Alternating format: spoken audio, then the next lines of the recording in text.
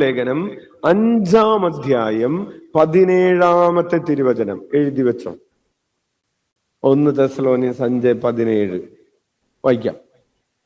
ഇടവിടാതെ പ്രാർത്ഥിക്കുവിൻ. പ്രേ കോൺസ്റ്റന്റ്ലി.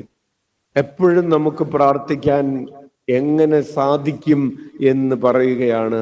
ഈശോയേ ഈശോയേ ഈശോയേ. അടുക്കളയിൽ കഞ്ഞി വെക്കുമ്പോ എന്ത് ചെയ്താ മതി? അടുക്കളയിൽ കഞ്ഞി വെക്കുമ്പോ ഈശോയേ ഈശോയേ എന്ന് വിളിക്കുക. പഠിക്കാനായിട്ട് സ്കൂളിലേക്ക് പോകുമ്പോ എന്ത് വിളിച്ചോണ്ട് പോവുക അല്ലേ? കളിച്ചോണ്ടിരിക്കുമ്പോ എന്ത് വിളിക്കാൻ പറ്റും?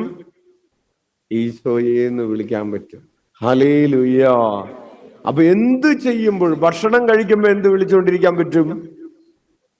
തല്ല് പിടിക്കുമ്പോ പോലെ എന്ത് വിളിക്കാൻ പറ്റും?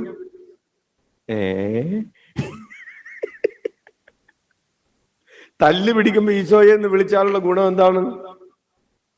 ആ തല്ലുപിടുത്തത്തിൽ നിന്ന് നിങ്ങൾക്ക് പിന്തിരിയാൻ പറ്റും. നിങ്ങൾക്ക് ദേഷ്യം വരുമ്പോ എന്ത് വിളിക്കാൻ പറ്റും? ഈശോയെ എന്ന് വിളിക്കാൻ പറ്റും. അപ്പൊ എന്ത് സംഭവിക്കും? ആ ദേഷ്യത്തിന്റെ ദുർഭൂതം നിങ്ങളിൽ നിന്ന് വിട്ടുപോകും. Hallelujah, hallelujah.